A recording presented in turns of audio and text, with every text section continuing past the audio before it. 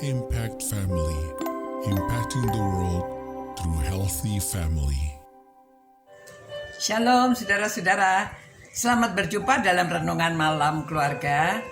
Dan saya harap saudara semuanya dalam damai sejahtera Allah, karena saudara-saudara setia kepada Tuhan dan suka merenungkan firman-Nya.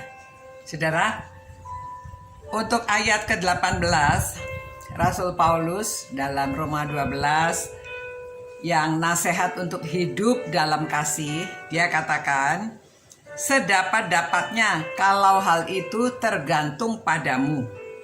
Ya, jadi tergantung padamu. Hiduplah dalam perdamaian dengan semua orang. Hiduplah dalam perdamaian dengan semua orang. Nah, saudara, hidup dalam perdamaian itu berarti hidup yang tidak mencari masalah, ya. Jadi kita mau berdamai. Kalau berdamai dengan semua orang, tentunya mulai dari diri kita. Jadi semuanya dari diri kita, kitanya harus bisa berdamai dengan diri sendiri dulu.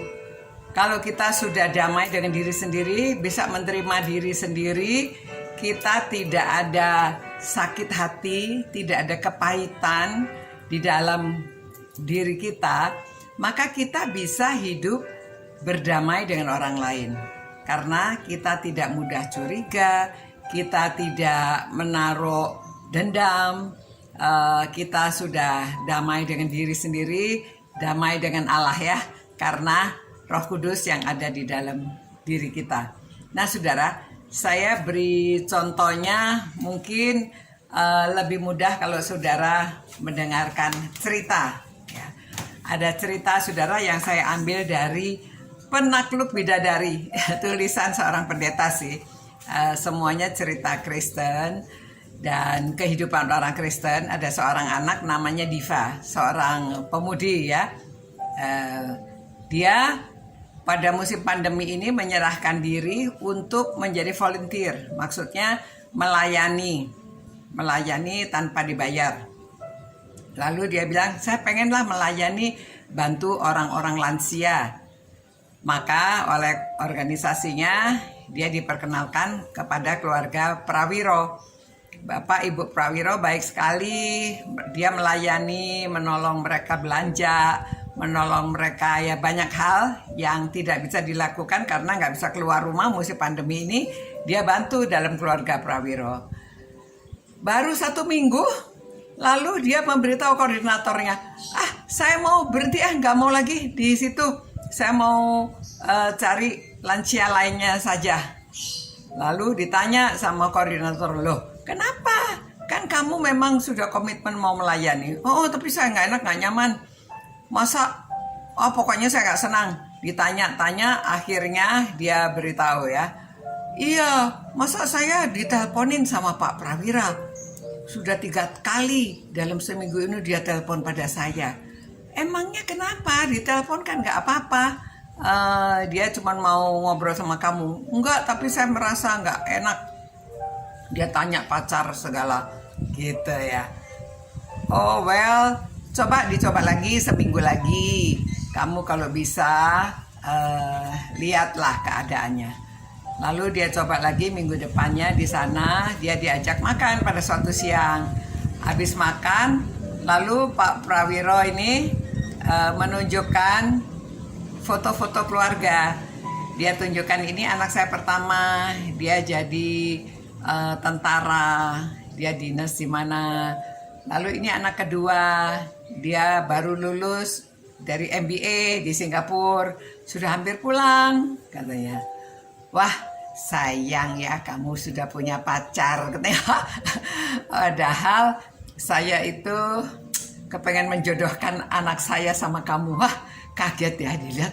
Wah, fotonya anak kedua ini cakep. Padahal dia bohong, dia nggak punya pacar, dia bilang dia punya pacar. Akhirnya dia menyesal, tapi ya sudahlah, gimana? Dia sudah mengatakan demikian. Lalu minggu depannya diundang lagi, diajak makan di rumahnya, diperkenalkan dengan seorang tamu. Ternyata tamu itu mau tanya-tanya tentang Alkitab. Nah, saudara Diva ini dia orang aktif di gereja, dia pandai soal Alkitab dan dia menjelaskan kepada ibu yang bertanya-tanya itu. Akhirnya ngobrol, ibunya bilang, "Oh, gimana? Kamu pacarnya ada di mana?" Ternyata dia bilang, "Enggak lah Bu, sebetulnya sih saya itu ya sudah putus lah dengan pacar saya itu karena dia sudah bekerja di Bali dan tidak ada kabar-kabarnya sudah lama." "Oh begitu. Boleh nggak saya kenalkan dengan anak saya karena besok dia mau pulang dari Singapura." Wah, jadi dia pikir-pikir ya, kenalan sih boleh aja, kan jodoh di tangan Tuhan katanya gitu ya. Nah saudara-saudara, sebetulnya ini saya sampaikan cerita ini di sini ya. Berdamailah dengan semua orang, jangan sedikit-sedikit marah ya. Sebetulnya ya kita banyak curiga. Tadi Diva itu kenapa dia curiga? Kok bapak ini dikira genit ya, telepon-telepon. Ternyata dia pernah dulu ada bapak-bapak tua yang datang ke rumahnya mau melamar dia. Dia ketakutan ya. Jadi dia pikir ini semua bapak-bapak tua ini nggak benar nih gitu ya. Nah saudara-saudara, marilah kita belajar untuk berdamai dengan semua orang.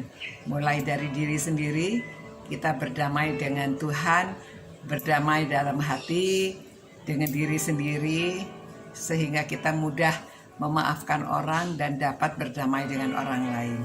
Ya, mari kita berdoa. Tuhan, terima kasih ya Tuhan, karena firman-Mu selalu mengajarkan kami untuk hidup dalam kasih, sehingga kami dapat berdamai dengan semua orang.